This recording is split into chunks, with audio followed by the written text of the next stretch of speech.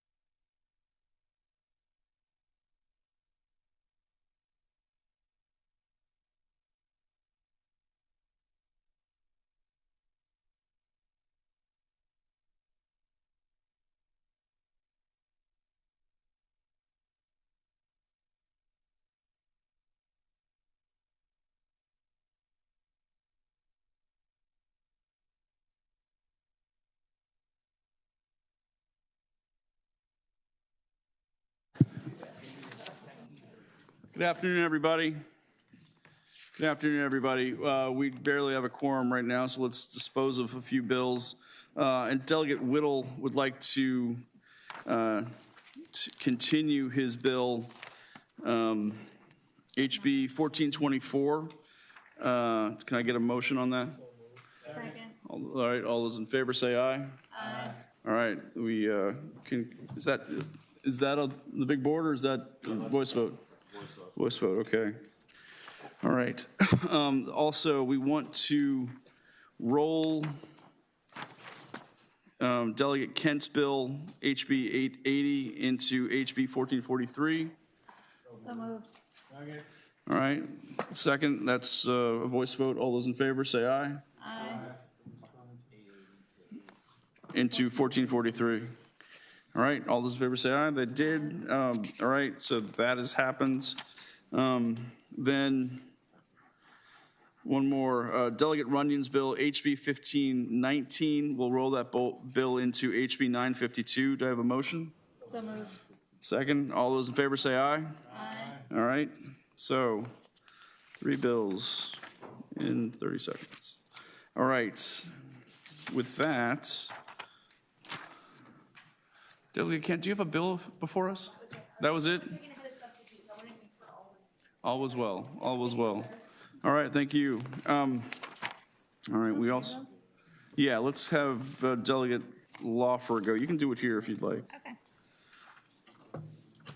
Delegate Lawfer, you have HB 1072. Yes. You want to present it to us? Yes, actually, thank you, Mr. Chair and committee members. There is an amendment. We have an amendment? Moved and seconded. All those in favor of the amendment say aye. All right, all those opposed? Amendments before us. Can you explain the amendment? Sure. So what I'm trying to attempt to do is allow localities to test biosolids for PFAS before they are administered to agricultural land.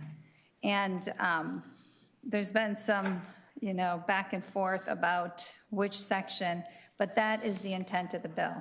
So the substitute in front of you right now, if actually, could you print that out? Or do you not have it? Oh, you don't have it? Anybody? No. Okay. So there was 2 different amendments. One was a code section that referred to 62.1-44.34:29. Yes? Is this what we have in front of us? Is it online? It's not online. No, it's not online. The amendment is not online. I move that we pass this by temporarily. Actually, Council, could you explain the I can explain it. So what we're trying to do is say that the locality may test, just permissive, but it will not be reimbursed through the sludge management fund. Ms. Cottrell, is that what you believe the amendment says? Oh, I have it actually printed here. Chairman, this amendment wasn't prepared by us in advance, so anything that you all discussed today would have to be adopted in concept. Okay, I think it would be adopted in concept. So. All right, okay, continue. So I was hoping, and this is very technical, so bear with me. There is a code section, 62.1-44.34:32, section C, which actually deals with the PFAS. That section of the code is to talk about where PFAS is originating, but section C of that code section explains how to test for it, which is the federally way we test for it, which is method 1633. Thank you. So the hope is that we can allow for our localities to test using the method that is acceptable by the federal government, even though it's in a code section that is source rather than just the current definition of PFAS. So the current definition of PFAS in our code section, :29, only includes 6 types of forever chemicals. The other code section broadens it but really it's about the testing method. I know this sounds very technical. So, Okay. All right. Any questions or comments from members of the committee? Anyone here to speak in favor of the bill? thank you.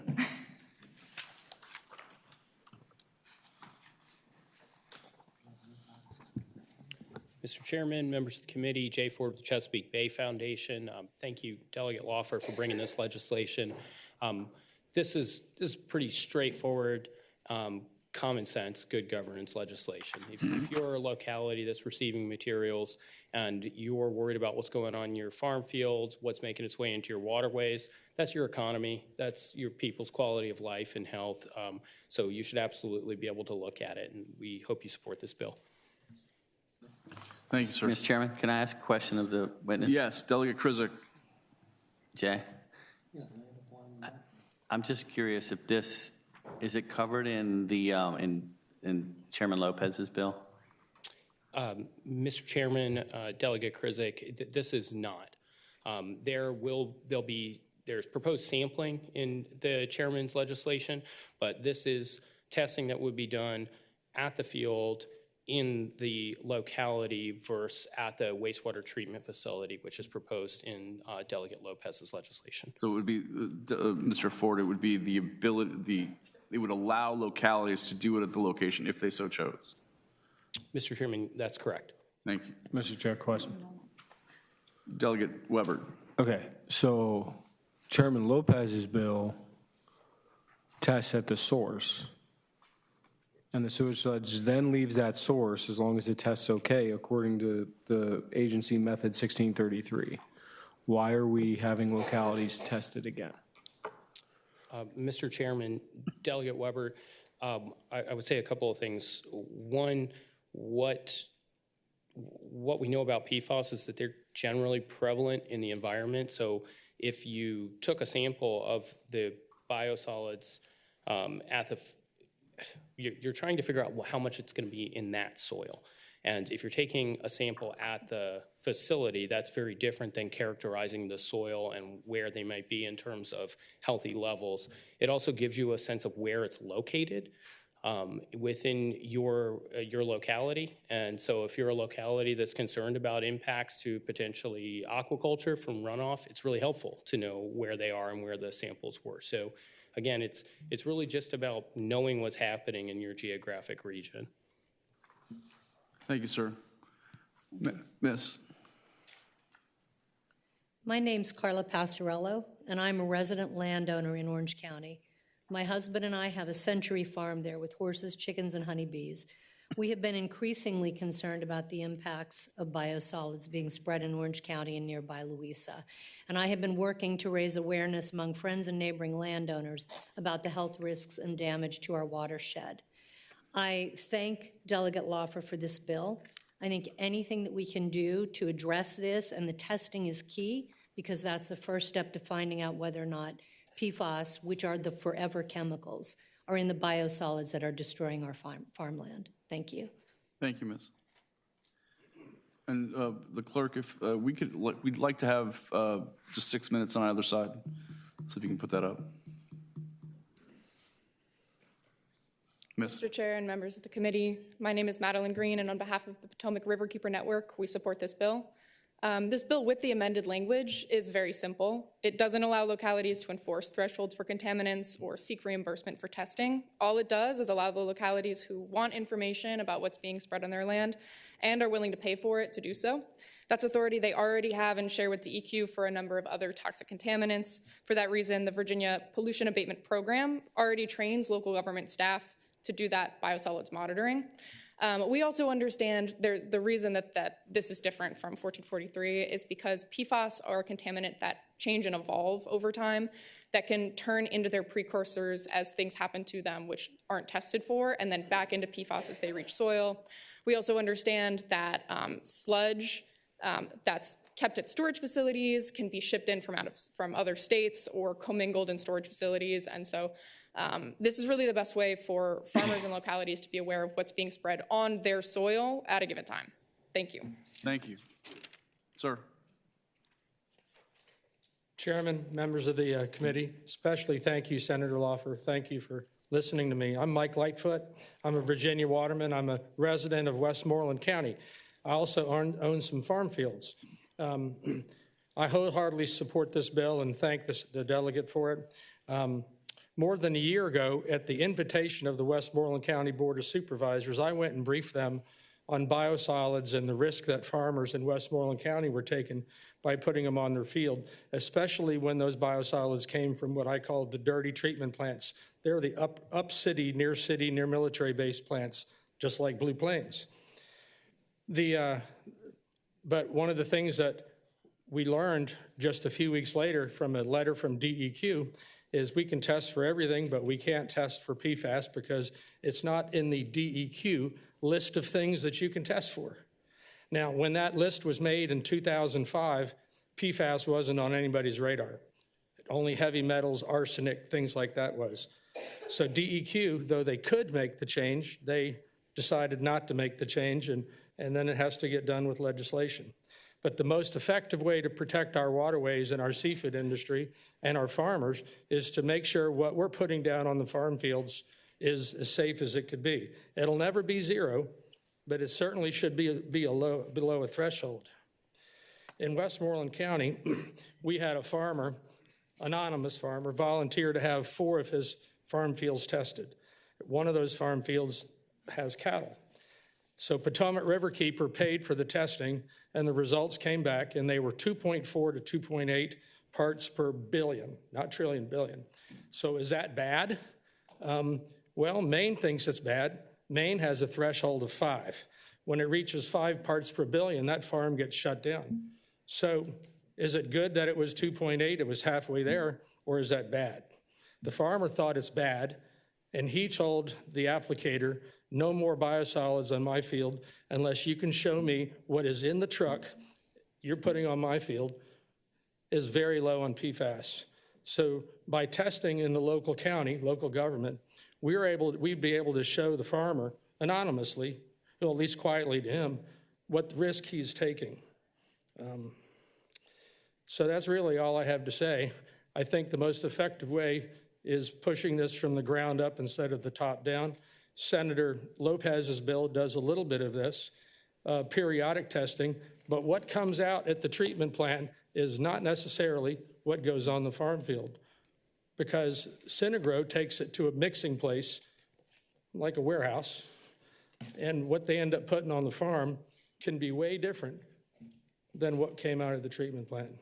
Thank you. Thank you, sir. Next.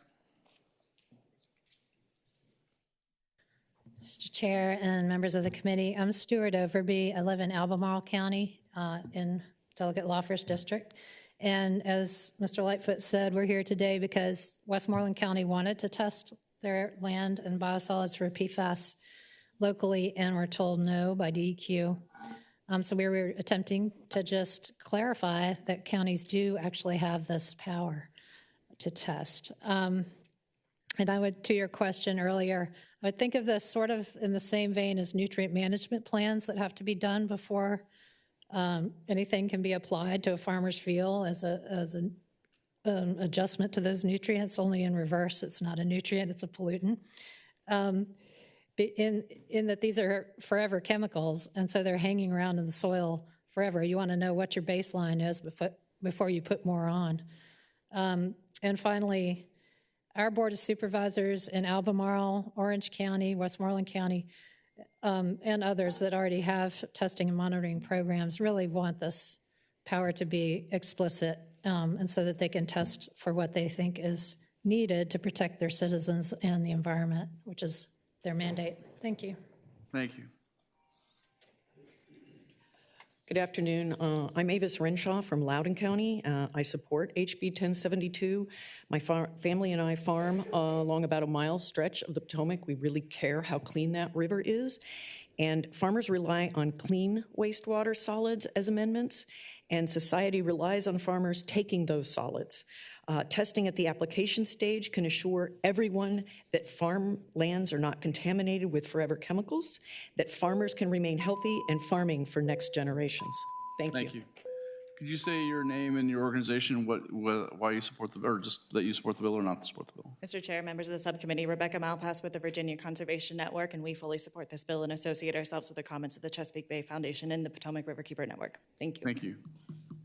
Mr. Chair, Steve Carter Lovejoy with the Virginia Sierra Club. We also support this bill. Thank you. Thank you. Anyone here to speak in opposition to the bill?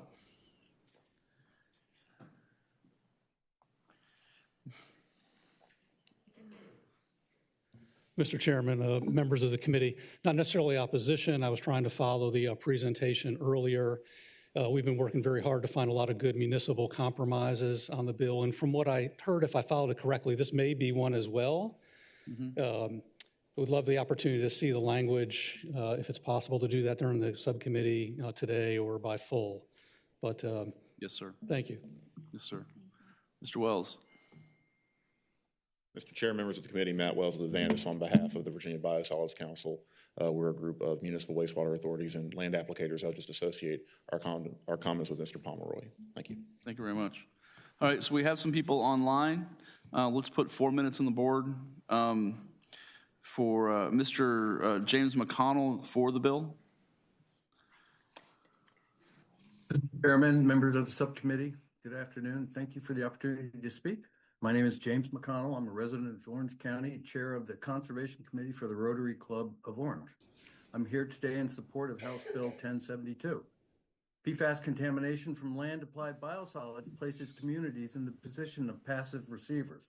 Yes. Communities that do not generate the waste, do not control the permits, yet bear the long-term consequences in their water and soil. HB 1072 allows local control with the addition of testing, and I respectfully urge the subcommittee to advance this bill. Thank you very much. Thank you, sir. Ms. Goodrum. Good afternoon, Chairman and members of the committee. My name is Jacqueline Goodrum. I'm an attorney and of counsel for the Chesapeake Legal Alliance, and we support this bill because this bill clarifies existing law by confirming that local governments have the authority to test and monitor biosolids that include testing for all contaminants that threaten human health in state waters, including the Chesapeake Bay. As noted, this bill does not require mandatory retesting, but rather gives local governments the option to enact ordinances that allow them to test for such contaminants as PFAS. And by reinforcing this broad testing authority and clarifying existing language, we believe that this bill allows local governments to fully exercise their shared regulatory role under Virginia law. Thank you. Thank you. Brent Hunsinger. Mr. Chair, members of the committee, Brent Hunsinger, Friends of the Rappahannock, and we support this bill. Thank you. Thank you. Dr. Anderko. Hi. Thank you, Chair and members of the committee. My name is Dr. Laura Anderko. I'm a registered nurse and co-author of the National Academies of Sciences report on PFAS and health, which found that biosolids are an important pathway to exposure to folks through the waterway as well as food. I support HB 1072. It will reinforce and clarify existing law by confirming that local governments' testing and monitoring authority includes the ability to test biosolids for any contaminants such as PFAS. I reside in Fairfax County, by the way. Thank you. In opposition is Ms. Jamie Heisig Mitchell. Is she online? All right. Bills. Mr. Chairman, I have a motion. Motions before. Move to report. Is there moved and seconded? As amended. Moved and seconded to report the bill as amended. All those. Delegate Ware. Thank you, Mr. Chairman. I just have a question. I think it would come to a representative of the VACO if there's somebody here in that capacity or could speak for the localities. I just wonder how they would accomplish this, whether localities in Virginia have this monitoring capacity, whether they'd have to hire someone outside independently to do that. Thank you, Mr. Chairman. Mr. Chair, members of the committee, James Hutzer, Virginia Association of Counties. I would love to phone a friend. I don't know the answer to that question, sir, but happy to get back to you. Mr. Delegate Ware, I would say that the bill is permissive. It's up to the localities to choose to take this action. And so I assume that they would come up with the way to fix it if they or address it if they had to or they wanted to. I thank you, Mr. Chairman. Appreciate your courtesy. So we have a motion that's been seconded before the committee. All right, let's go to the big board.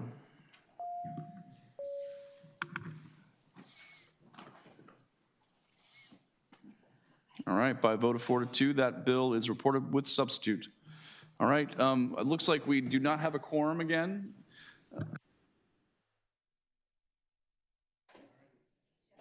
We do not have a quorum right now. We will go at ease, and we apologize once again for the delay. It's the nature of the last week before crossover.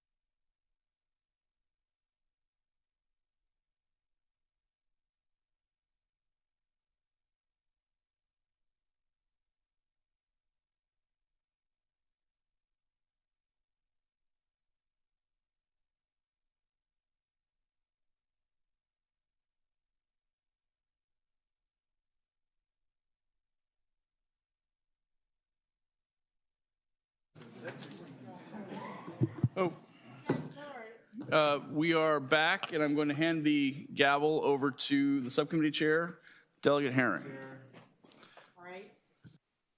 Yes, thank you so much. I'm hearing feedback. Okay, thank you. Delegate Carr, since we have you here, go ahead. And I believe you have two bills, Delegate Carr. Yes, ma'am. Thank you.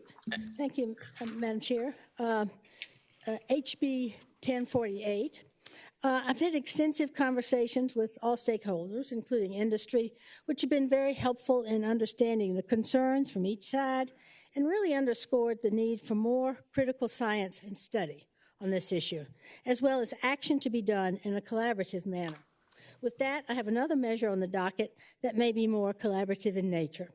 I would respectfully request this bill go by indefinitely and instead turn to the subcommittee's attention to my other legislation. All right, Delegate Carr, are you requesting a BBI or lay on the table? Lay on the table. All right, thank you. Madam Chair? Yes. Move to gently lay the bill on the table. All right, it's been properly moved and seconded that we lay HB 1048 on the table. All those, is that recorded? Yes. Recorded vote. Please vote on electronic voting board. All right, the bill is to HB 1048 is tabled by a vote of 6-0. Thank you. Yes. Thank you, Madam Chair. I believe there's a substitute. And now we're in HB 1049? Yes, 1049. All right. It's been moved and properly seconded that we adopt the substitute. All those in favor say aye. Aye. Those opposed, no. All right, the substitute's adopted and before us, Delegate Carr. Thank you. HB 1049 would direct the Marine Resources Commission to develop and implement a quota period program for the Chesapeake Bay menhaden reduction fishery, and it would require fishery observers on 10% of reduction fishing trips. The objection of this quota period management is to better distribute reduction fishing efforts throughout the season to mitigate potential negative impacts to the bay's ecosystem. Requiring fishery observers would ensure the collection of independent data on catch, composition, and weight, information that is currently not gathered by third-party professionals, and would strengthen science-based management of the fishery. Catch composition data could directly improve coastwide menhaden stock assessments and supplement potential bay-specific menhaden science efforts. The information collected by observers is important for use in fishery management decisions, stock assessments, and the development of fishery management plans. Fishery observers are professionally trained biological technicians who gather data on what's caught and what's discarded by commercial fishing vessels. They also support compliance with fishing regulations such as quotas and area closures. Their use is a best practice in management of our resources. The Atlantic menhaden reduction fishery is the largest fishery on the East Coast and yet is not required to carry any observers. A quota period management program would better distribute reduction fishing efforts and menhaden removals throughout the season. Menhaden dynamics in the Chesapeake Bay are changing. This management program would provide a buffer against changing menhaden mitigation, population dynamics, and facilitate more effective management. Finally, the amendment before you will look different by full committee in order to more accurately capture our intent. Conceptually, the amendment will add an enactment clause that says, should the state budget include funding for research of Atlantic menhaden, then the enactment of this bill will be delayed until 1 year following the release and reporting of such studies' finding. I'm carrying a budget amendment that would provide such funding for menhaden research. The intent of this enactment language is twofold. We would not want the provisions of this bill to interfere with the scientific efforts in the study, and instead prefer to encourage the industries to be as collaborative as possible in attaining better science. Simply, the prospective study will create needed data sharing and set us on a path to better understand our management needs.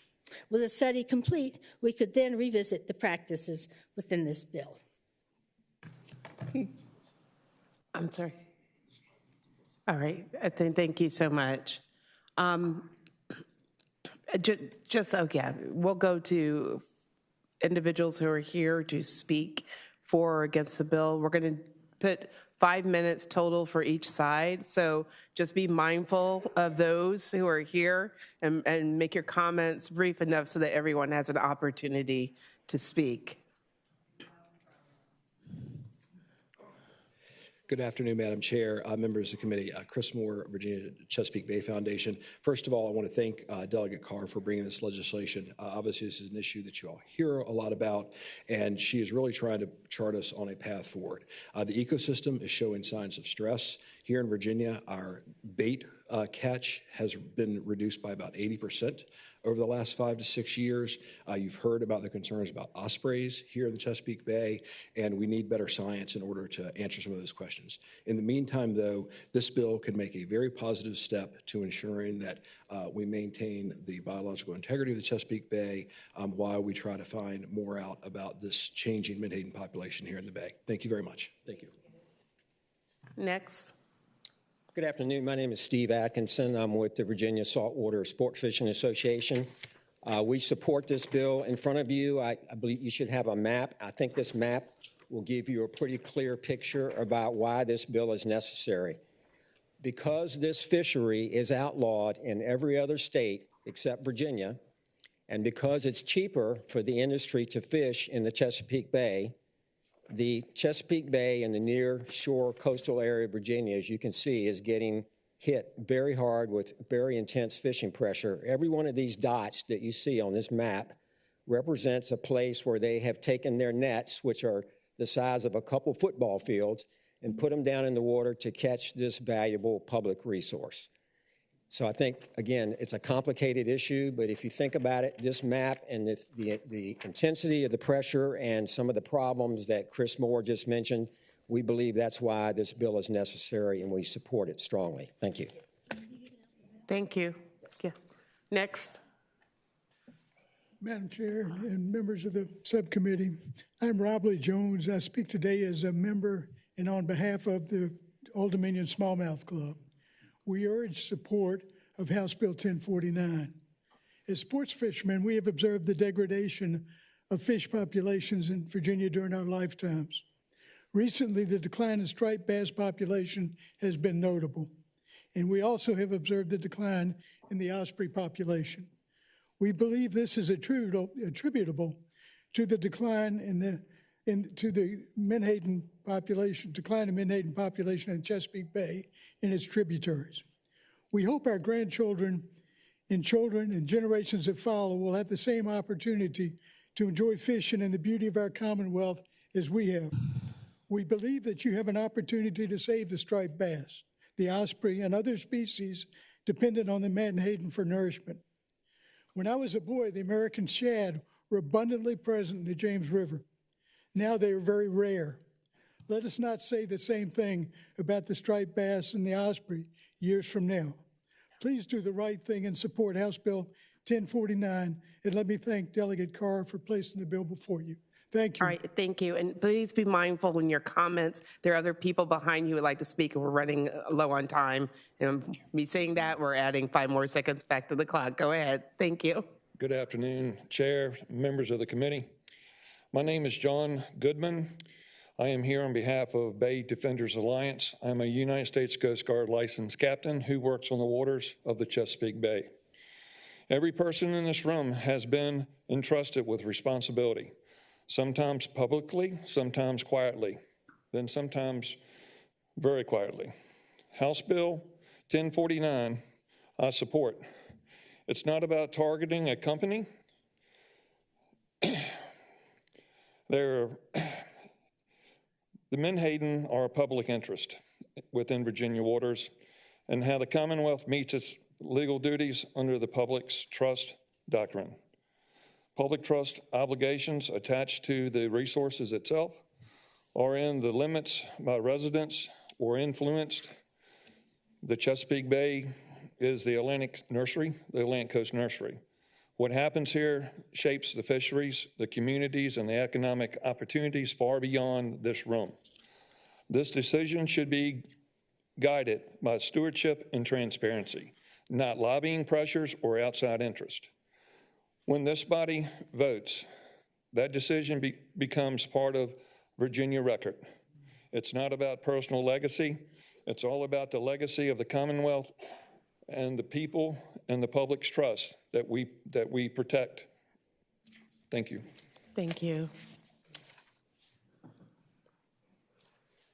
Good afternoon. My name is Tyree Smith. Also a part of the Bay Defenders Alliance.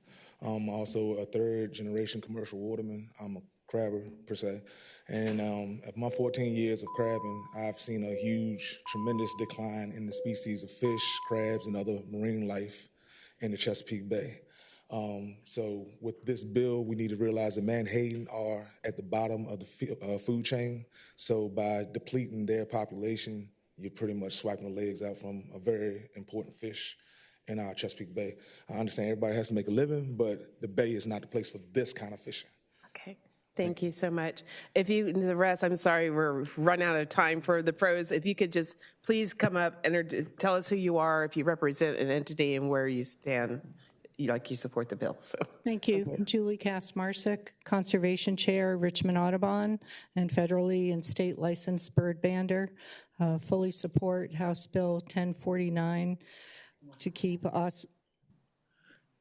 osprey from going the ways of DDT, which is where we are right now. We're at a state lower than at the height of DDT. Right. Thank you. And if everybody can just move closer, we don't have it yet. Perfect. Just keep moving up. I'm Mary Elfner. I'm with Audubon. I've been with Fish and Wildlife Service. I've devoted my career to the environmental conservation field, and I support House Bill 1049. Thank you. Thank you. Madam Chair, I'm Tom Blackburn for the Northern Virginia Bird Alliance. We support the bill. It's vitally important that we get a handle on the Menhaden population before it disappears entirely and forever. Thank you. Madam Chair, my name is Joni Millward, and I represent the Virginia Osprey Foundation, and we fully support HB 1049. Thank you. Madam Chair, members of the subcommittee, Rebecca Malpass with the Virginia Conservation Network, and we support the bill. Thank you. Madam Chair, members of the committee, my name is Shannon Orcutt with James River Association, and we support this bill. Thank you. Madam Chair, Steve Carter Lovejoy with the Virginia Sierra Club. We support this bill. Thank you. Madam Chair and the committee, Dale William Neal, Richmond, Virginia, Menhaden Little Fish Big Deal Coalition, our 2,500 members support this bill. Thank you so much. And those in opposition, you can just go ahead and come off the steps and make a line and we'll go faster. 5 minutes on the clock. Welcome. Hi, thank you, Madam Chair, members of the committee. I'll start by saying I don't want to go too deep into our 5 minutes for all of the people that have traveled here today, but any questions regarding science, I'm happy to come back up and discuss. But I just want to say real quick, we employ about 260 employees directly in Reedville between Ocean Harvesters and Omega Protein. Over 100 of those are union jobs who are paid based on catch. We employ another 250 to 300 people indirectly. If you've ever been to Reedville, you know it's a very rural area, and you probably can guess we are the largest private employer there. We've been in operation for over 148 years, working from the same site that we began in 1878, and our average employee pay and benefits are over $100,000 annually in a county where the per capita income is less than $50,000. Launching a monthly quota system doesn't feel practical and seems out of step with how this fishery operates. We catch fish based on where they are, when they are there, and weather, which are all elements that are constantly changing. Most fisheries set quotas over a season, so fishermen have flexibility to fish when conditions are right. And these regulatory decisions should be left to scientists and experts at VMRC should they feel the need to impose them. As far as the observers, all the information they would collect in this bill is already collected. For every set, we report 12 data points: data, time, lat and long, total catch, weather conditions, etc. More data than this bill even asks for. VCU, VMRC, and NOAA collect all of this and more, and they share it with scientists and researchers, including those with the Atlantic States Marine Fisheries Commission. So this fishery is very, very heavily regulated and responsibly managed. Each observer would also replace a member of the local 400, as they are limited to 16 people per boat per the U.S. Coast Guard. With that, I am going to let the other folks. Because now we only have 3 minutes. Please come up. Good evening, Madam Chair. My name is Kenneth Pinkert. I'm a third-generation fisherman with Omega Protein Ocean Harvesters. I'm also organized a union in 1988, some almost 40 years ago now, and I've been in this room just about every year since. Because the fish are not endangered here, our fishermen are endangered. When I started, it was 350 fishermen, 2 plants, 22 boats. Now we have 6 plants, 120 fishermen, 30 years later. And so we are the endangered species because we have a target on our back. This bill specifically says reduction fishery. Does it say anything about the bait fishermen? Does it say anything about the pound netters? It says reduction fishery. I looked at a picture on my wall I have of my grandfather in 1935 on a fish boat. In 1935, the fishermen were 95% African American. And I look at it now. And so I'm going to yield my time, but this change in quota, we have a quota in place, and it's working. Even though we don't like it, it's working. And when you take it by month to month or any other plan, then it attacks our wages. And that's when you're attacking our fishermen again, because it's directly attacks their wages because fishermen are paid by what they catch. Thank you. Good evening, Madam Chair and other delegates here. My name is James J. Manor, President of the Richmond, Virginia branch in NAACP. I stand in solidarity with the Local 400, other unions, and also with the SCLC in reference to opposing this bill. As a former VMRC, I was appointed by Governor Northam and Governor McAuliffe. This bill came before us every year. I can tell you that looking at the studies, a study came out with ASMFC last year, and menhaden are healthy. It's a healthy stock, and it's not being overfished. So I would strongly suggest that each of you all will please oppose this. But not only that, I welcome you all. I want to go too as well. You all need to go down to the plant and see what those young men and women are doing, and some of the seasoned folks who've been there for generations. Thank you so much. Thank you. Good afternoon, Madam Chair, delegates. Thank you. I'm Ross Kellum. I represent the purse-seine bait sector. I own and operate an independent menhaden boat. Just want to touch on the comments by the Bait Foundation.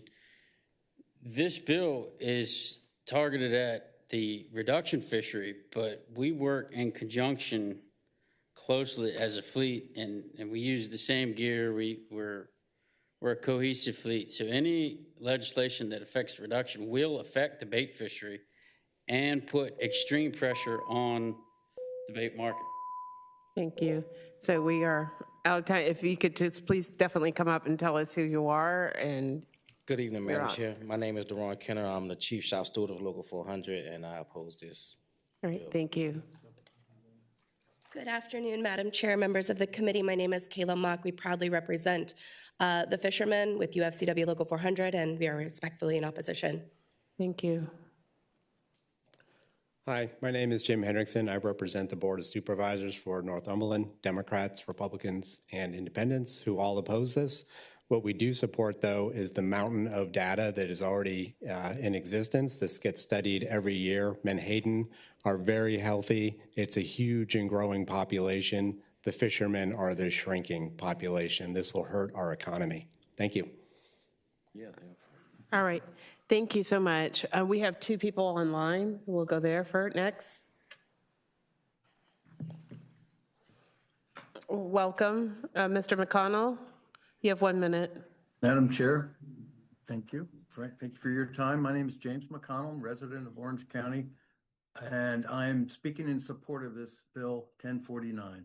Bill establishes targeted monitoring and seasonal quotas for the reduction fishery in the Chesapeake Bay. Effective management is essential to preserve the value of the menhaden in this region. I respectfully urge the subcommittee to advance the bill and thank Delegate Carr for bringing this to your attention. Thank you. Thank you. And Mr. Hunsinger, you have one minute. Thank you. Madam Chair, members of the committee, Brent Hunsinger, Friends of the Rappahannock. We do believe this bill is a good interim step until the study of localized depletion of menhaden can be done eventually, hopefully in the next few years. For that reason, we do support this bill. Thank you. Thank you. I do have a quick question for council, just on the substitute. There's a term used that I haven't seen before. It says General Assembly appropriated study. Why is it that appropriated study? What is it? Madam Chairman, I believe it's just kind of referring to like the budget. Okay. Bill. There's a letter. There is a letter? All right, thank you, thank you. Any other questions? Madam Chair. I'll defer to the. Madam Chair, so there is an enactment clause on this, or so okay. I just want to clarify that with the patron. Yes. Okay. Madam Chair, question for the patron. Yes. Okay, so as I understand the bill, it's got a reenactment clause and it's got to go to approps because of the study. But other than that, it's got basically a monthly quota for omega to fish. Go ahead. Yes. Madam Chair. The study is a budget amendment, Delegate Weber. So that's actually not in this bill. That's a separate piece of legislation.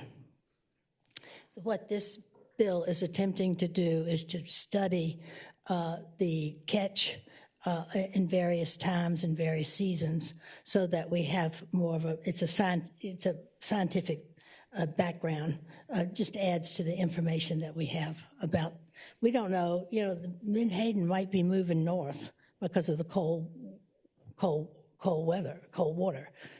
But we don't know that until we have the scientific study. Madam Chair. I'll yield. Yes, Ms. Delegate Lopez, over chair. I'd speak to the bill and have a motion at the appropriate time. All right, thank you. I think Delegate Simons had a question. Thank you so much. Speaking to the bill. Yes. I think that there's a lot happening in our environment right now with global warming, temperature changes in our water. Also, we've got the blue catfish invasion happening all at the same time. So I do appreciate the idea of trying to study this a little more and make sure we have the science. I just wanted to clarify that you're asking for an enactment clause, not a reenactment clause. Is that correct? Well, what we're hoping is that if the study goes through, as we hope it will with the Appropriations Committee, then this would not be necessary. If it doesn't go through, then this would be something that we can pull for to help bring forth some scientific information. Thank you. Shelley? Yes, Mr. Ubuchair.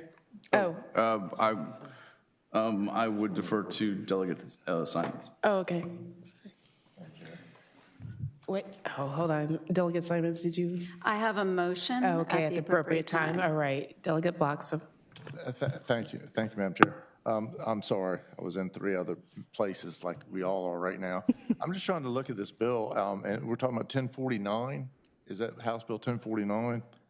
Yes. I'm trying to figure out where it looks like to me that you're just spreading out the catch. And I don't see, we keep talking about studies, and it really doesn't, it's just the commission developing and maintaining a quota period throughout the year. And as any fisherman will tell you, fish come and go throughout the year. I think in June this past year, we had the hottest June on record. And it was the largest dead zone in the bay that we've seen in years. And there wasn't a fish swimming through that.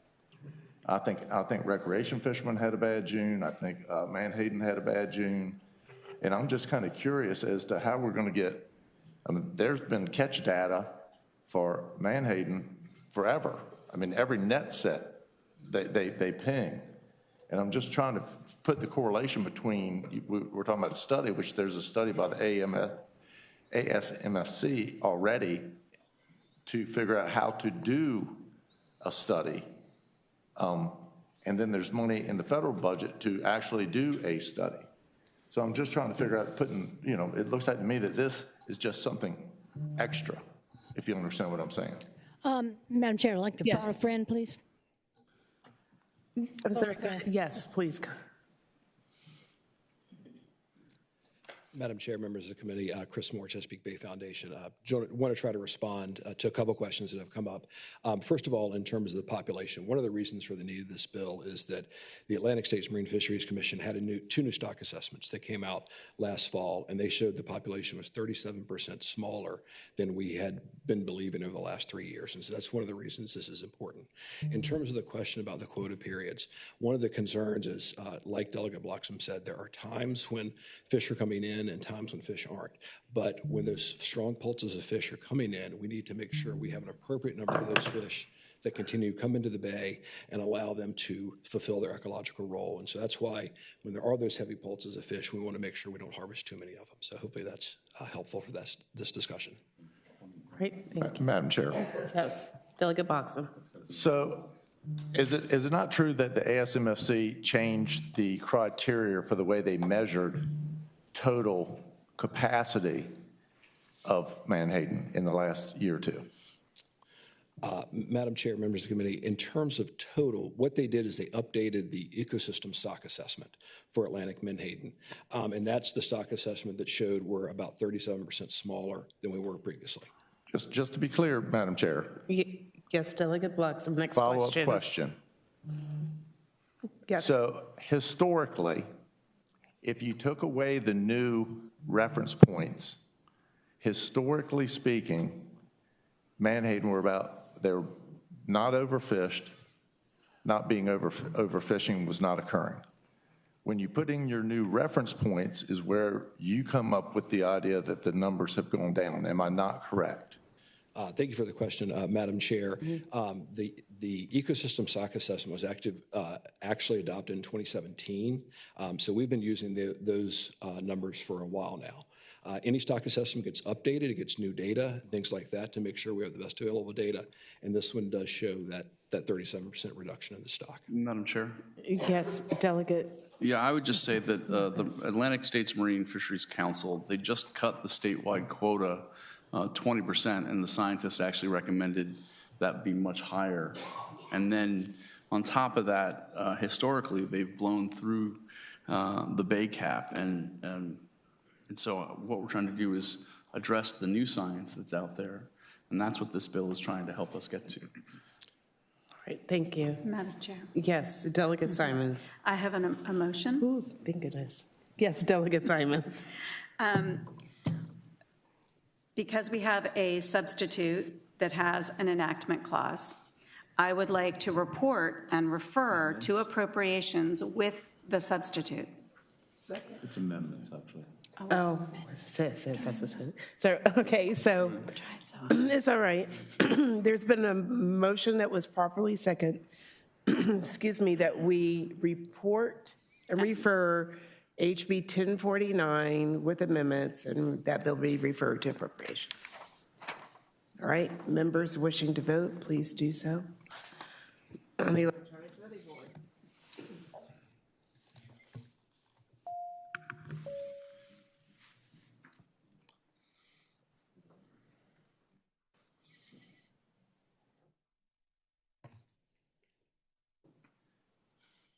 All right. Bill, please close the roll. The bill reports 7-3. Thank you. Thank you very much, Madam Chairman, members of the committee. We have Delegate Runyon here, so we'll take your bill. Welcome. Thank you, Madam Chair, members of the committee. I have the simplest bill the entire General Assembly will see this session, and so we can go through this very quickly. It simplifies and streamlines state reporting requirements by reducing the frequency of redundant reports related to the agricultural best management practices. They have conflicting dates. One time you have to report the same numbers annually, biannually. This puts it all in together. I believe we have peace in the valley among all the regulators on this, Madam Chair. Happy to answer any questions. Madam Chair, Thank you so much. An agency bill. I'm sorry? I believe it's also an agency bill. All right, thank you. Is there anyone in the audience wishing to speak for the bill? All right, I know. Where did the crowd go? I'm sorry, they didn't come for your bill. Anyone? I know.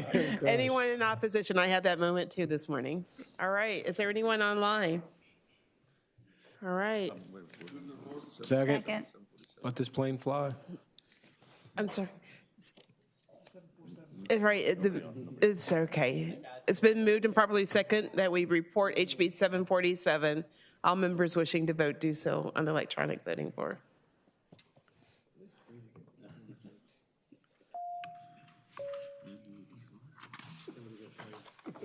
The clerk can close the roll. Oh, wait.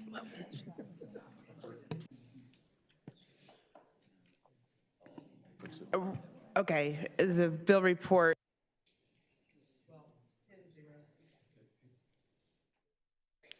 Madam Chair, thank you for letting this bill fly on through. All right, thank you so much, Delegate Runyon. Hey, Runyon. All right. All right, yes, Delegate Clark, you're up next. You can present wherever you like, Delegate. I'll do it from here if that's fine, Madam That's Chair. fine. So, just get my handy dandy notes out. Thank you, Madam Chair, members of the subcommittee. Today I'm presenting HB 938. I also have an amendment in the form of a substitute. Move to substitute. Second.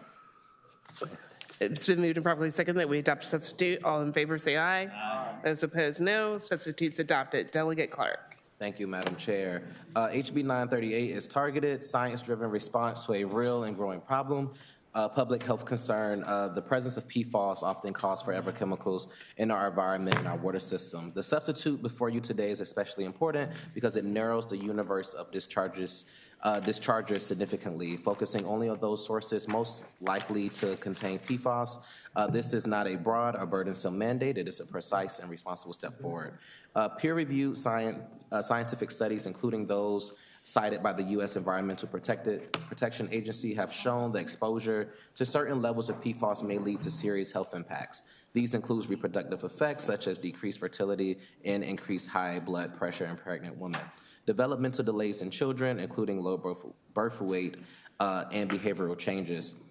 The challenges we face is that PFAS can enter our environment from a wide range of sources. Without better information, we are left guessing where these chemicals are coming from and how to best address them. That uncertainty makes it harder and more expensive to protect public health and their environment over the long term.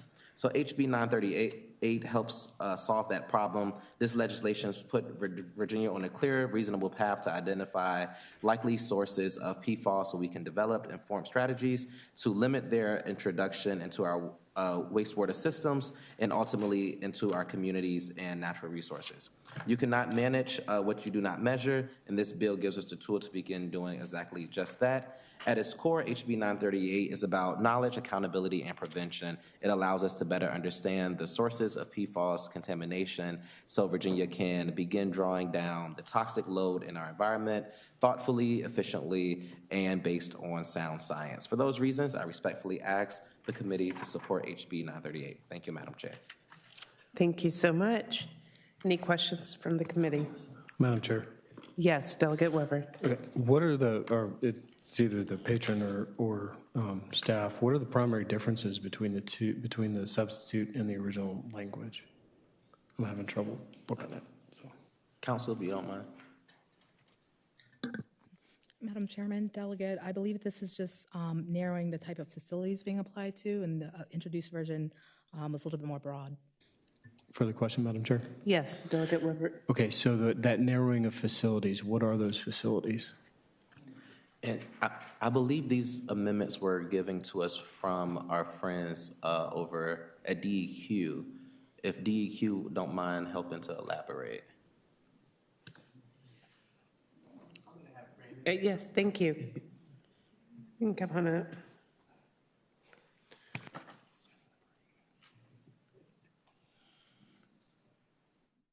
Madam Chair, members of the committee, Brandon Bull, Policy Director at the Department of Environmental Quality. As I understand it, this substitute now makes House Bill 938 identical to the substitute version of a bill coming from the other body. We provided some technical drafting support. However, neither DEQ nor the administration have a position.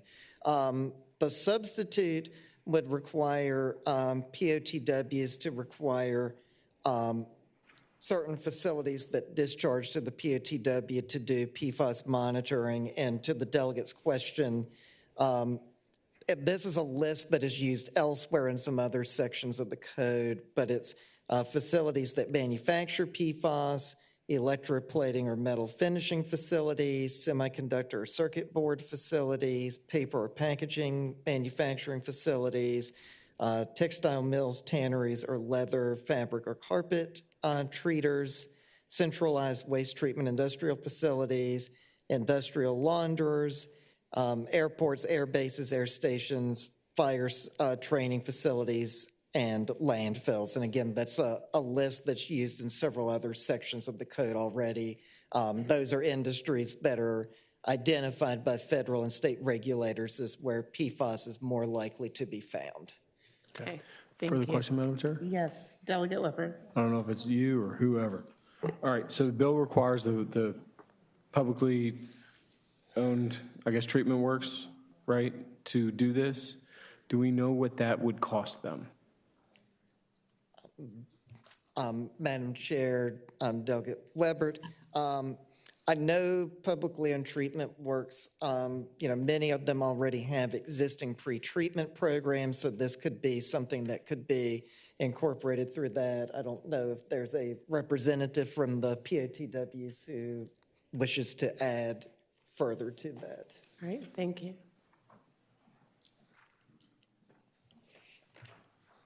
Welcome. Madam Chair, members of the committee, Chris Pomeroy representing the Virginia Association of Municipal Wastewater Agencies. To the question about costs, there are a number of PFAS bills under consideration, and the costs associated with this activity on the POTWs are candidly the least of our concerns. We're going to have to, in our utility world, balance the various efforts, and that would include managing data that are provided by industrial users of our infrastructure. So we view this as a good step in the right direction toward identifying and controlling any high sources that might be out there. And if there are some administrative costs for the POTWs, those are costs we'll need to bear. Okay, Madam Chair. Yes, Delegate. Before he leaves, while we got a captive audience. All right, so basically what the bill asks is that the whatever we're calling POTWs or whatever, that they monitor their customers, their customers from the list that the gentleman at DEQ gave us, right? And then they are the ones that self-report about PFAS. Am I correct? Madam Chair, Delegate Weber, I believe that as the bill has been amended now, or it would be under the substitute, the identified industrial sources would perform their own testing and provide their test results to the wastewater utility that then has to communicate those to DEQ and incorporate them into their program. So I believe, if I understood the substitute, the testing costs are on the businesses themselves. Okay. One last question, Madam Chair. Yes. All right. So, because I'm going to take a statement that you said earlier. PFAS, we've had a lot of bills, and we still have more bills to go. Is this one of the ways in which we can utilize PFAS testing almost at the source, because one of them is a producer, in the least expensive way possible? Yeah. Madam Chair, Delegate Weber, I do. I think it's a good idea in the sense that we can start to find more sources of this upstream at the source before those chemicals are commingled with all of the wastewater. Because if we have to find it in all of the wastewater, or as we'll discuss later today, in all of the biosolids, that's a much larger volume and a much greater, if not impossible, cost. Thank you, Madam Chair. Thank you. All right. Anyone here, did I already ask in support All right, or opposed? All right, anyone online? All right, bill's before us. Wait, there is. Is there someone online? No, okay, no one's online. The bill is before us. What's the Madam will? Chair, I'd like to move to report. Second. As amended, as substitute. Right, it's been properly moved and seconded that we report the substitute. All members wishing to vote, please do so on the electronic voting board.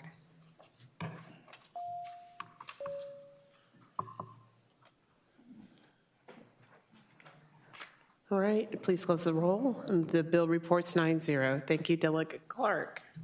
Thank you, Madam Chair. All right. Delegate Converse Fowler. Welcome. Hello, thank you, Madam Chair. House Bill 1356 is a recommendation of the Joint Subcommittee on Recurrent Flooding. It seeks to address a longstanding issue with our infrastructure designs. Right now, Virginia's infrastructure is designed and built using the National Oceanic and Atmospheric Administration, or NOAA, rainfall data that can lag years behind the actual rainfall we see now in Virginia and we see in the future. In most cases, local and state governments in Virginia use a NOAA data product called Atlas 14, which for Virginia was published in 2006 and uses historical data from 1863 to 2000. Stakeholders all agree on the ultimate issue and goals of this legislation, but the details need to be worked out in order to find a durable, lasting solution. And with that, Madam Chair, I would like to request that HB 1356 be continued to the 2027 General Assembly session with a letter to DEQ so that we may continue working on this in the Joint Subcommittee on Recurrent Flooding. Second. All right, it's been moved and properly seconded that HB 1356 be continued to the next session, and that is a voice vote. So all in favor, say aye. Aye. Those opposed? No. Okay, the ayes have it. Thank you so much, Delegate Converse Fowler. Guess, Mr. Uber Chair, we are to you. So you just tell us which bill. Okay. Thank you, Madam Chair. I'll go with HB 952 first, Nutrient Trading Program. All right. Thank you. We have a substitute amendment. It's been moved and properly seconded that we adopt the substitute. All in favor, say aye. Aye. Those opposed, no. Substitutes before us. Delegate Lopez. Thank you, Madam Chair.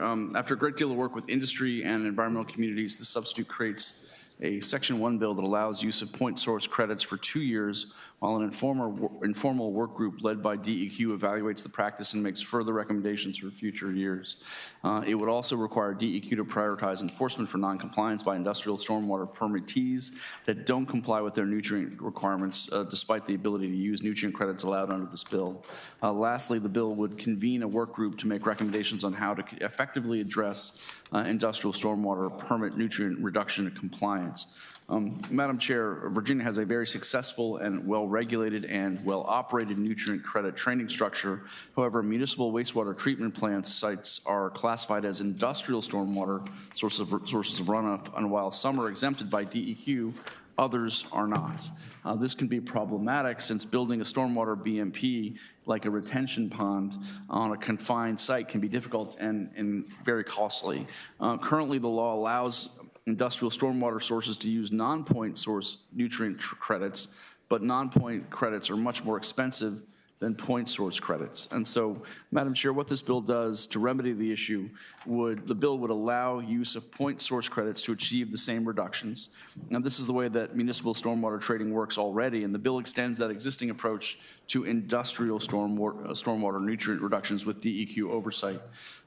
Ultimately, this adjustment will help our municipal wastewater treatment plants to continue to operate well in our existing nutrient trading program, and I hope it's the will of the committee to approve this legislation. And like I said, Madam Chair, this is now a Title I bill that has been worked out with industry and the environmental communities.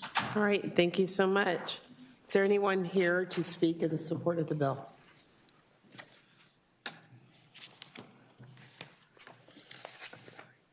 Madam Chair and members, again, Chris Pomeroy for the Virginia Association of Municipal Wastewater Agencies. We very much appreciate Delegate Lopez introducing this bill.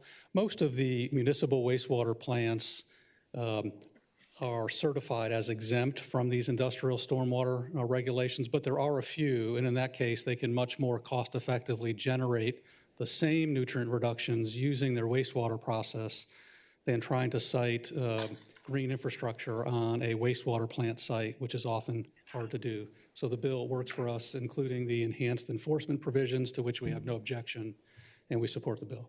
All right, thank you.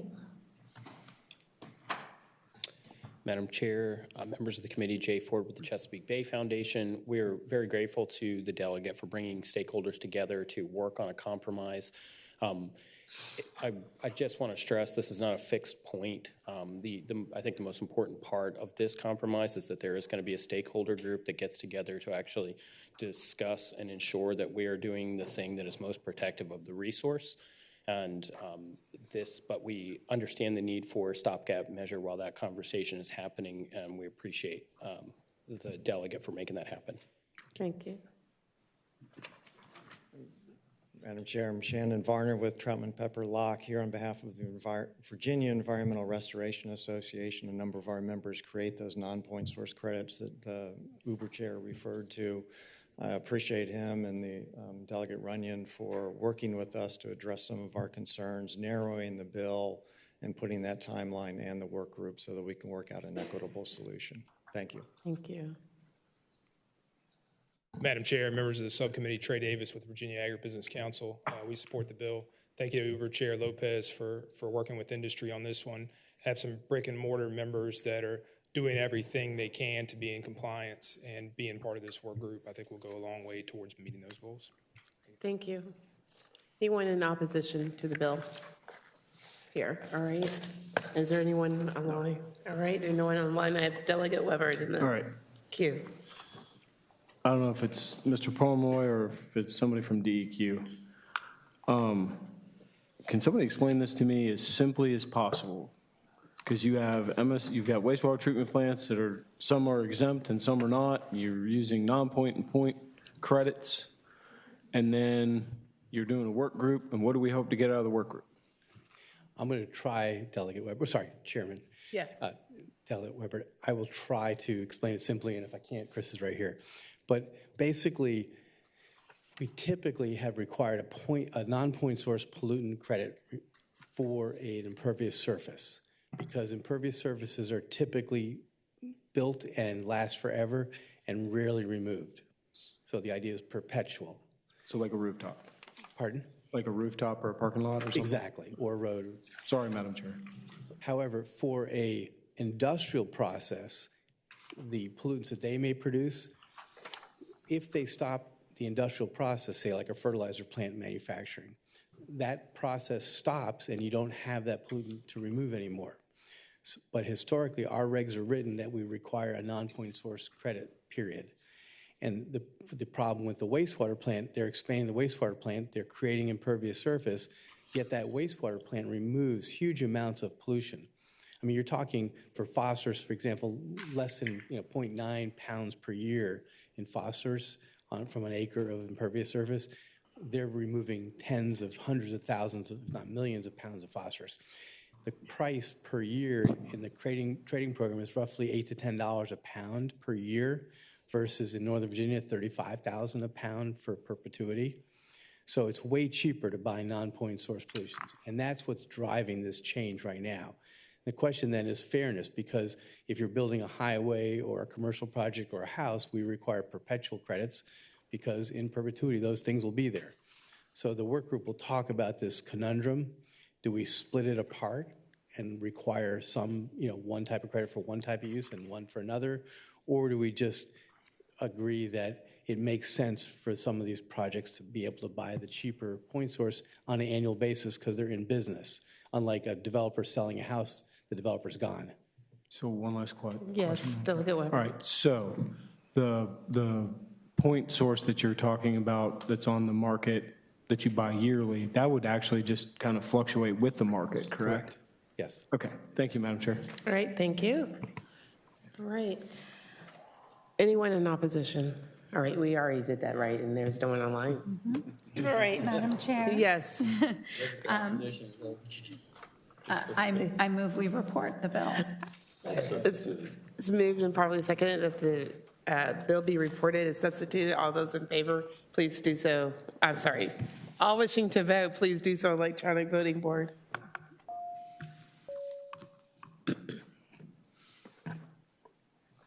All right, to the bill reports 9-0. Thank you so much. And then, Mr. Overchair, you want to take your next one? Then we'll go to Hernandez. Yes, thank you, Chair Herring. This bill is 1443. It is the result of a significant amount of work between industry and the environmental community and the ag community, talking about ways to address some of the needs in regard to PFAS and biosolids. It began as a bill from then Delegate David Bulova that worked very closely with sort of in conjunction with what was coming out of Maryland. Madam Chair, I'd like to move the substitute amendment first. It's been moved and properly seconded that we adopt the substitute. All in favor, say aye. Aye. Those opposed, no. All right, substitutes are before us. Delegate Madam Lopez. Chair, this substitute amendment is a product of multiple meetings with stakeholders on this issue. While we are still having ongoing conversations and working collaboratively, this highlights the areas of agreement we have found thus far. Madam Chair, just like with any product, consumers deserve the right to know about potential harmful effects, especially when that product is especially pervasive and can lead to significant illness. PFAS, also known as forever chemicals, are becoming increasingly common in our environment, have been linked to serious health concerns like increased risk of cancer and liver damage, among other illnesses. Currently, we know that these chemicals are present in our waterways and can infiltrate the surrounding soil and groundwater. We also know that PFAS is appearing more in the biosolids used as fertilizer on our farms, placing these forever chemicals not just in our water and seafood, but also potentially in our produce. As Virginia and other states continue to work on reducing PFAS contaminants, it's incredibly important that we more accurately know the scope of the situation. In terms of our farmers who are trying to make the best choices to have successful crops, they deserve to know the potential consequences of fertilizers they may purchase. Madam Chair, this bill requires sewage treatment works that are distributing sewage sludge to collect samples that will be analyzed for PFAS on a monthly basis during the 2027 calendar year, and then on a quarterly basis afterwards with the approval of DEQ. The bill prohibits land application of biosolids if concentrations are 50 micrograms per kilogram on a rolling 12-month basis, and requires notification of landowners before land application. Lastly, Madam Chair, the bill directs DEQ to modify all VPDES permits for the land application of biosolids and permits for sewage treatment works that include sludge prepared for land application. Madam Chair, overall, this bill will take a significant step forward in monitoring and reducing these forever chemicals in our land, water, and food supply, and I hope it's the will of the committee to approve this legislation. All right, thank you so much. Any questions from the committee? Madam Chair. Yes, Delegate Weber. Okay. So as I guess amended or substituted? As substituted. What is the, Chairman Lopez, what is the primary difference between yours and Delegate Laufer's bill again? Because I think they both get at this kind of the same problem, correct? What Delegate, I'm sorry, Madam Chair? Yes. I would answer the delegate that there's a very specific difference between what Delegate Laufer's bill does and what this bill does. What Delegate Laufer's bill does is it allows localities to do testing if they so choose on the land within their political divisions, political boundaries. This bill is really dealing with some of the more wider sewage sludge issues around the state, and it's trying to work in coordination with what is happening in Maryland and how they're doing it with the 25 to 50 levels. And so what the standards should be at the statewide level as we go through, as we begin navigating this process. I will say, however, the substitute had significant changes from when it was first put forward. And so I would hand it over to some of my friends that have been working with me on this, Mr. Pomeroy and Mr. Ford, to get into the weeds on, if you want the weeds, on the details of the bill. Do you want the details? Well, I mean, they're going to testify, all right. so we'll come on up. Thank you, Madam Chair. You're wonky. All right, welcome. Look at this. Frickin' frack. Madam Chair, or just to clarify, Yes. are we I- answering questions from Delegate Weber, or am I supporting this bill? Both? No, so, could do yeah, both. I think Delegate Weber asked your question. So I guess if, to the chairman's point, there was significant differences between the original bill and the substitute, and there were compromises that were made. Exactly what are those? Because, so for instance, and the reason I asked about Laufer's bill is this. If I'm going to spread something on my property, I'm going to get my property tested first. So that way I know what I need nutrient-wise to be able to put on it. And then if I'm going to hire a company to come do that, and they're using something like biosolids, so if we require testing at the point where they're loading the truck to bring it to my property, wouldn't that tell me kind of if there's anything going on my property or not? Madam Chair, Delegate Weber, it's a great question, and sort of the chain of custody of this material has been something that's been discussed ad nauseum at this point. But what I would say is two things. One, when you're testing at your property, you're trying to figure out what is going to be applied to your land. When we are testing at the wastewater treatment facility, we're trying to characterize what the general biosolid content of what PFAS is in there. That is not, it is characterizing what's coming out of the facility, not telling you exactly what is on that specific parcel of land. It's offering you a characterization of the materials. These two things have different objectives.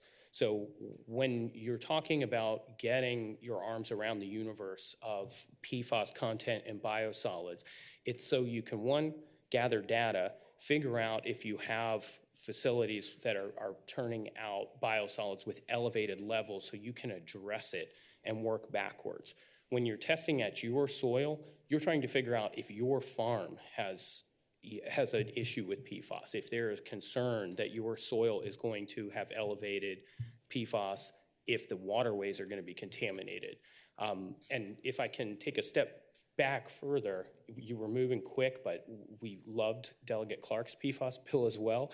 And these three, they all work together. It's part of a continuum for how we can, as a state, get our arms around what is a known toxin. So we're starting at the beginning with Delegate Clark's legislation, where we're trying to figure out what are the specific sources so we can start to draw those down.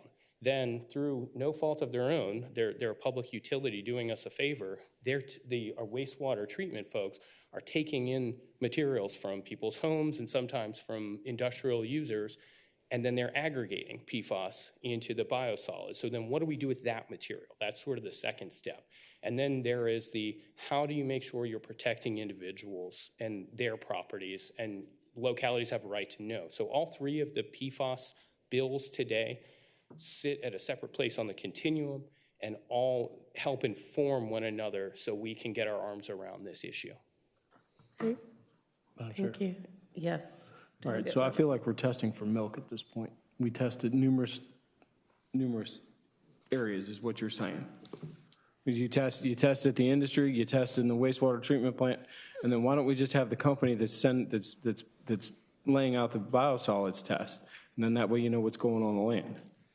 Madam Chair, Delegate Weber, there are many in our community that would like to see that, so I think they would welcome that as a friendly amendment. Probably not some of our other folks, but as I alluded to earlier, the chain of custody on this has been discussed extensively.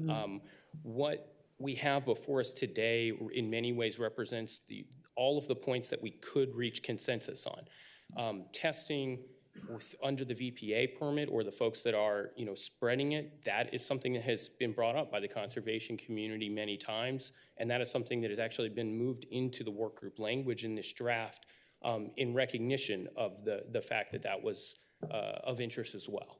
One last question, Yes, Madam Chair. Delegate Weber. And thank you very much for your indulgence. All right, so what's in the work group? Madam Chair, Delegate Weber, there are a number of items. So the first, and I think this is probably the most important, because all of this hinges on, so say you find out you have a lot of PFAS, and you don't want to put it out in a community, what do you do with it? And that what do you do with it has really been the driving issue here, because your options are land apply it, which has always been the best answer because it allows us to put nutrients back into the soil. It helps to defray fertilizer costs for farmers. But if we decide that there's a level that is too elevated and we don't want it out there, the other options are to landfill it, which there are real concerns about capacity, or to incinerate it. And we have limited options for that, so we would need to build out capacity. So the work group is really trying to work to figure out what do we do if we decide we need to start diverting some of this material. So that's really step one. Another item that this amendment added is trying to clarify for the end user what exactly they're getting. So when Chris and some of the other folks that are key stakeholders in this conversation start talking about 40 different data, pieces of data that would come back on a test, it makes my brain hurt. It will make a lot of people's brain hurt, but we want them, the landowner, to know what they're getting. So the work group would also be charged with coming up with a user-friendly format. So if you're the landowner receiving it, you will get the full set of data, the analysis that's been done, but you'll also get a summary that says this is where you are, and it helps folks to understand what is otherwise a really technical document. The other items in the work group are looking at the issue of testing at storage facilities and thinking about further potential thresholds after which we'd no longer apply in future years as data comes in. So the work group has a lot of charges. I don't want to rank them in order of importance, but I think in terms of striking the right balance between protecting rural communities and ratepayers in the built environment, that first one of what we do with the materials is probably the most crucial and timely. Right. Thank you, Madam Chair. All right, thank you. All right, now you're fine. Is there anything else you want to add or testify for? Yeah, Madam Chair, members of the committee, Jay Ford, Chesapeake Bay Foundation. I just want to say thank you to Delegate Lopez and also to the other stakeholders, because this has been a painful conversation. It is one that will continue, but we're going in a really good direction. And this is a hard question. This is one of those questions that makes you all's job very difficult because you're balancing two important goods. But this bill is going in the right direction, and we hope you will support it so we can keep this conversation going. Thank you. Anyone else in support of this bill? And you can just go ahead and come on up. Thank you. Madam Chair and members of the committee, I'm Holly Hammond. I'm a farmer in Albemarle County, and I'm also a member of a grassroots group in Albemarle, Don't Spread on Me. And as a farmer, I feel like I can speak from experience in saying that many farmers in general, are unaware and unknowing of the current risk of sludge. And in my opinion, I believe they deserve the right to know, and they need to know the full and exhaustive list of PFAS that are present in what they're putting on their fields. I also think they deserve to know the science behind what forever chemicals are and how they bioaccumulate and can turn into long-chain chemicals, which can affect their soil life. As we know, forever chemicals can't be broken down. I also think they need to know what the effects of the health of their livestock, their water, and their community. In my opinion, no amount of PFAS is good to be putting on our farmland. It's affecting all of us. But if you are going to adopt thresholds, please consider lower than Maryland's and subject it to annual review by the working group. And also in regards to the working group, I think that two provisions could be added. And one is for an annual review of thresholds, as well as the group to be expanded to explicitly include independent scientists and researchers. All right. Thank you so much. Next, we have only about 2 minutes and 50 seconds. So, Madam Chair and members of the committee, Madeline Green with the Potomac Riverkeeper Network. I'll try to keep this brief. We and a number of our conservation partners and watermen's associations are very supportive of a number of positions in this bill. We really like the testing frequency that's as often as monthly, the use of the EPA method 1633, and the disclosure of all 40 contaminants that this test collects to farmers. But we would encourage the delegate to continue amending this bill to adopt numeric thresholds that achieve parity with Maryland, so not PFOS or PFOA, but the sum of them together, and require that VPA permit holders, so the companies, not wastewater treatment plants, routinely test and accept the numeric limits at their storage facilities, where about 18% in the last 7 years of biosolids were sourced directly from. Thank you. Thank you so much. Next. Madam Chair, members of the committee, especially Delegate Lopez, thank you for this bill. This is Virginia's come a long way in 1 year from where we are on PFAS from last year. Thank you for this. The main thing that I have to say is the threshold. 50 is a good place to start with a discussion, but health departments and health institutions and universities have recommended 6 to 11. That's what Maine used before they completely banned it. 6, the lower rate if it's going to be cattle with beef. 11, the higher rate if it's corn and soybeans. So those are the numbers that we need to get down to. And even the threshold of 5 or 6 on a farm field can impact a shallow well next to it. And we have a bill coming up later this week on shallow well testing. But this is a great start, and thank you very much. Thank you. Next. Madam Chair, Shannon Orcutt with James River Association. Preventing PFAS from spreading through sewage sludge is essential for protecting water quality and public health in our rivers. Thanks so much. We support this bill. Thank you. Next in support. Madam Chair, Steve Carter Lovejoy with the Sierra Club. We support this bill. There are certainly a lot more that can be done with it, but let's get it started and keep moving. All right, thank you so much. Next. I'm Stuart Overby with Don't Spread on Me in Albemarle County, working to find solutions to the problem of spreading toxic sewage sludge on farms and forests. Just want to say the most important part of this bill to us is the little remnant of our farmers' right to know policy list. And please keep that in there if you do nothing else to make sure that farmers get to know all the full results of their tests and other pertinent information about PFAS. Thank you. Thanks. Madam Chairman, Martha Moore, Virginia Farm Bureau. We, too, have been involved in the conversations, and we are supportive of the conversations going. However, I just want to reiterate that we do not want to put our farmers at a disadvantage from other states by having these thresholds too low, because this is a useful product that they can use to offset their fertilizer costs, and it's very beneficial. So I guess we would counter some of the other people with regards to that, is that we want the thresholds to remain at levels that are reasonable. Thank you. Okay, thank you. And welcome. Are you in support or opposed? Jim Riddell with Virginia Cattlemen.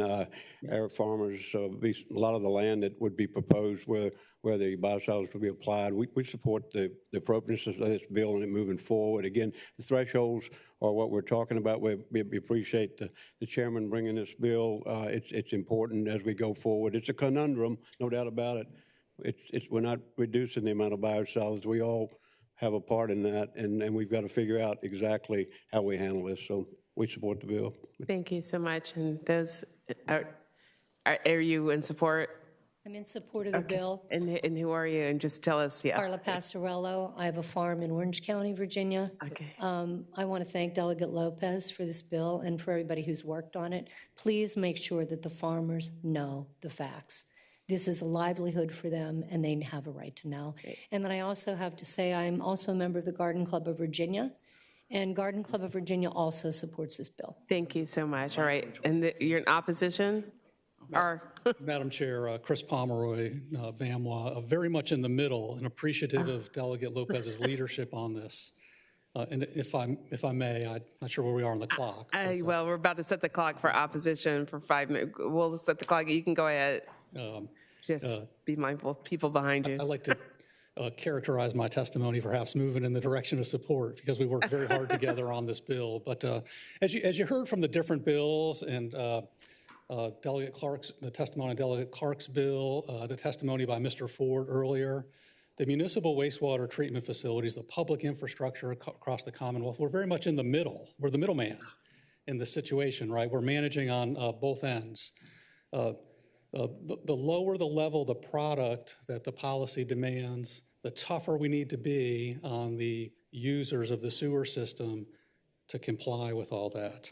So what we're asking, and we're very appreciative to the process that Delegate Lopez has held, is an opportunity to work with the members of the body to solve this problem as cost effectively for the people of Virginia as possible.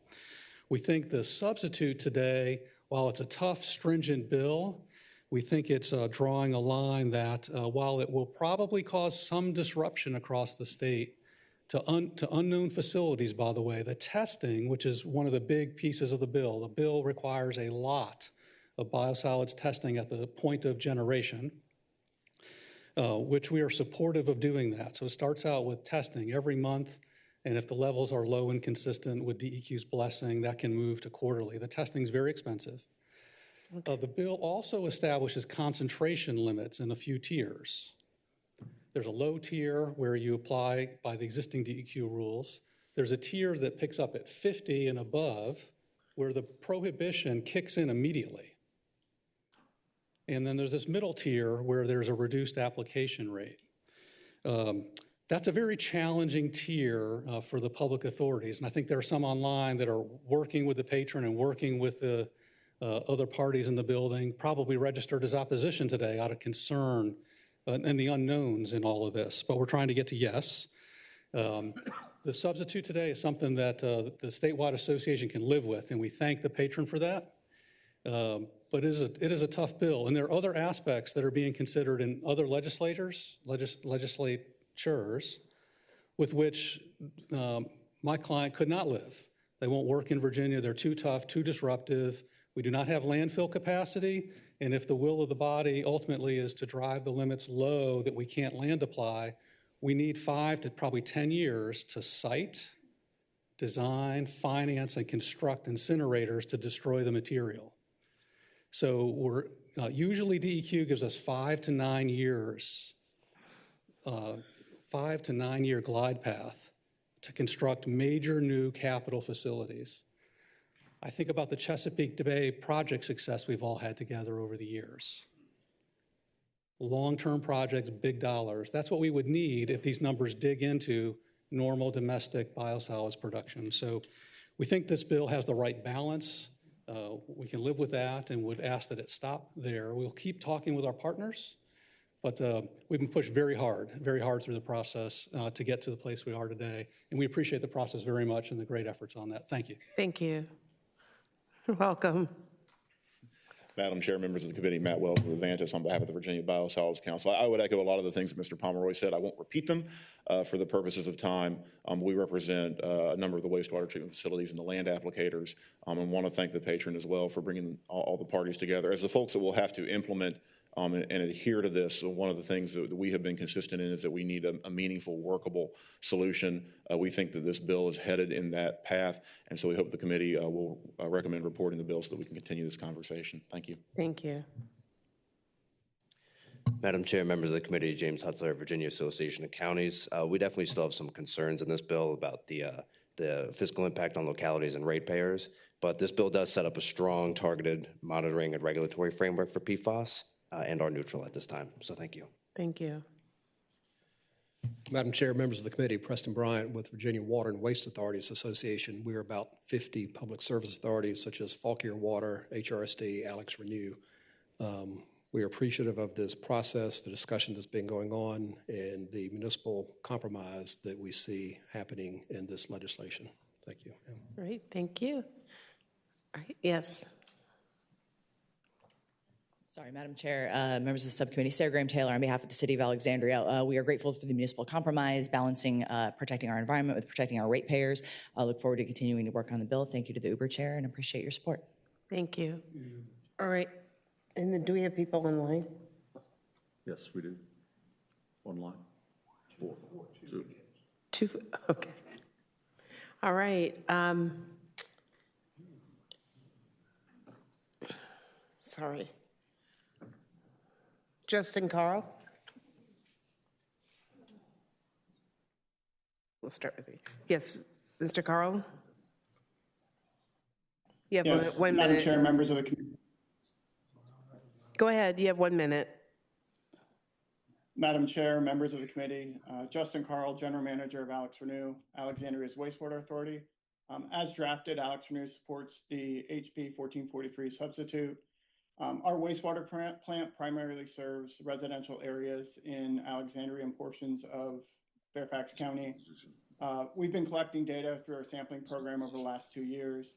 And while PFOA concentrations have consistently been less than 2 micrograms per kilogram, we're seeing PFOS concentrations that range between 13 and 26 micrograms per kilogram. So as Mr. Pomeroy mentioned, the lower tier in the bill of 25 micrograms per kilogram represents a very strict limit for classifying residential biosolids.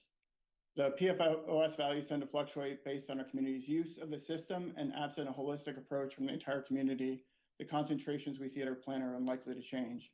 The annual averaging included in the substitute is a critical component that provides us with an approach to manage these small variations. Thank you. Thank you so much. Dr. Larry Zaragoza, I apologize if I'm mispronouncing your name. You have 1 minute. Welcome. Yeah. Thank you very much. Thank you for hearing me today. First of all, I'd like to say that PFOS is toxic and it threatens the ability of farmers to continue to use their land as intended to develop crops. It also can impact fisheries as well. So I think it's important that we end up establishing levels that are be protective. I understand that they may pose some issues with respect to the ability to continue to use biosolids as a fertilizer, but in the end, if the land is not usable for crops or it impacts fishing, then that's a real issue. I want to commend all the other comments that have been provided on this bill. I think it's a wonderful first step. I also want to note that in the end, I expect this is going to have to be characterized as a hazardous waste, particularly at the higher levels. And so it's important to test when it's at the plant, when it's going to be land applied, and if it's going to be impacting drinking water wells as well as others. So I thank you for this opportunity to comment. All right, thank you so much. Next, I have Brett Hunziker. Madam Chair, members of the committee, Brent Hunsinger, Friends of the Rappahannock, and we support this bill. Thank you. Thank you so much. Next, I have Ms. Jamie Heisig Mitchell. I apologize if I'm mispronouncing. No, you got it perfectly. Good afternoon, Madam Chair and members of the subcommittee. I'm Jamie Heisig Mitchell, Chief of Water Quality at HRSD. HRSD is the largest wastewater agency in the Commonwealth. We serve 20 cities and counties in Southeast Virginia, including those that are located in Hampton Roads, the original source of our acronym. We were opposed to the bill as introduced, but as we understand the substitute, while it is stringent, it is certainly better designed to be effective and removes our opposition. I just want to note that we know that all biosolids will likely have some level of PFAS in them. After all, they reflect our daily household exposures. Biosolids represent what we are and what we do in our homes and what we flush down the drains. We really need an implementable solution for the many public wastewater utilities that serve your communities. We need to focus control strategies on the biosolids with the highest levels of PFAS contamination while retaining the land application option at practical application rates for typical domestic biosolids for the farmers that appreciate the nutrients and the soil conditioning benefits that it provides. Thank you for your time. Appreciate it. Great, thank you. And next we have Mr. Wilson. Welcome. Thank you, Madam Chair and members of the subcommittee. My name is Robert Wilson. I'm the Executive Director for the South Central Wastewater Authority. We provide wholesale wastewater treatment services for the City of Petersburg, City of Colonial Heights, parts of Chesterfield, Dinwiddie, and Prince George counties. Originally, we had signed up for opposition, but knowing all the hard work that Delegate Lopez has done and moving the substitute bill forward for 1443, we support that now, and we thank everybody for all their work. Thank you so much. All right, committee, the bill is before us. Madam Chair, move to report as amended, as substituted. Second. It's been properly moved and seconded that the bill be reported with substitute. I'll open the roll. Madam Chair, could I speak to that motion? Oh, yes, speaking to the motion, Delegate Ware. Thank you, Madam Chair. And I appreciate your indulgence on this. As was said earlier on, this is the challenge that I think Chris Ford crystallized it, balancing two very important goods, and that's the challenge that we face. I think the chairman has done a tremendous job to try and bring parties together to try and get there. And there are times, and I'm going to cast a no vote, but there are times when a no vote doesn't mean that it's bad. It's just that I want the conversation to continue and get to the best place we can get to. And so I want to explain that's why where my vote is coming from. Thank you. All right, you can open the roll.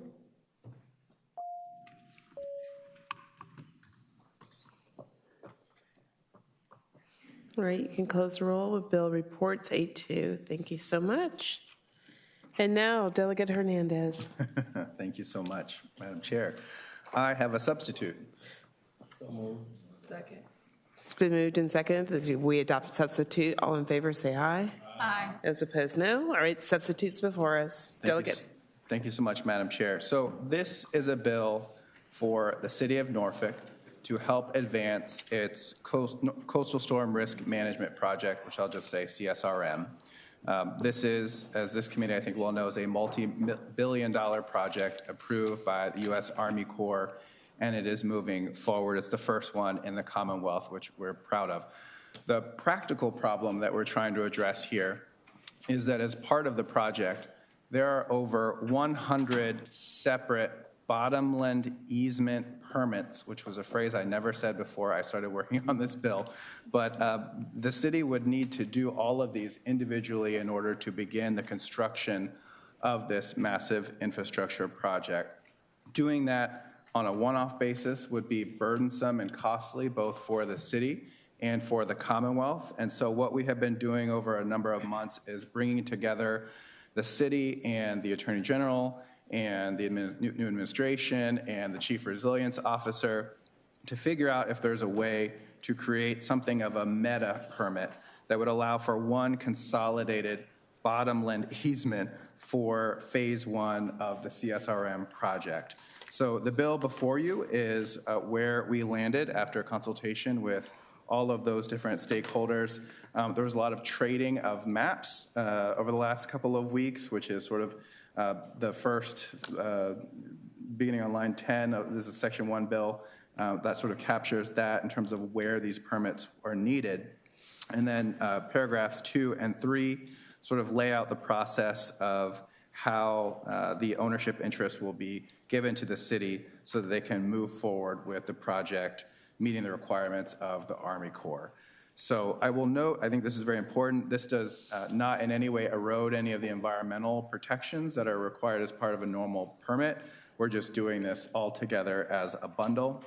And really I want to thank all of the different groups that helped to negotiate this language here. This does look very different than the substitute, but then again, this was a novel issue that we've never really had to figure out because Norfolk is the first city with a CSRM. So hopefully in some ways this might lead the way in terms of the process of how we do this as other localities come online. And I know we have a number of experts here and folks who are involved in the conversations who can answer more technical questions, but that is the bill in a nutshell, Madam Chair. All right, thank you so much. Any questions from the committee?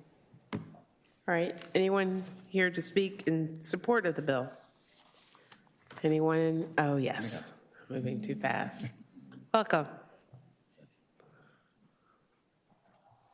Madam Chair, Brian Pennington, City of Norfolk. We obviously support the bill. Thank you. Madam Chair, Jay Ford, Chesapeake Bay Foundation. We want to thank Delegate Hernandez for being really thoughtful throughout this entire process and making sure there wasn't going to be any unintended consequences. This has been a very thorough process, and we think we're landed in a good spot. Great, thank you so much. Anyone in opposition of the bill, Sorry, Madam Chair. Oh, Delegate Weber, it's calling you all back. Just a quick question for Norfolk. How much is this going to save you? Because this sounds like a major cost savings by doing this. Madam Chair, I would answer the delegate to say that in this first tranche, which we're calling as phase one, is a couple $1 million. When you start looking at 100 different permits, it is significant cost savings as well as staff savings that can be driven back into the project to actually help for what we're trying to do. All right. Thank you. Madam Chair? Yes. Army, can I ask the delegate or the individual, Is the Army Corps of Engineers okay now with this language? Madam Chair, I am happy to report that, yes, the Army Corps of Engineers is very happy with this process and have been very much involved in the dialogue. Thank you. Yes, no, thank you. Sorry, I heard my name down there. So anybody online for this? All right. We operate by motion. Move to report. As substituted. It's been moved and seconded that we report HB 487 with substitute. Everyone willing to vote, please do so.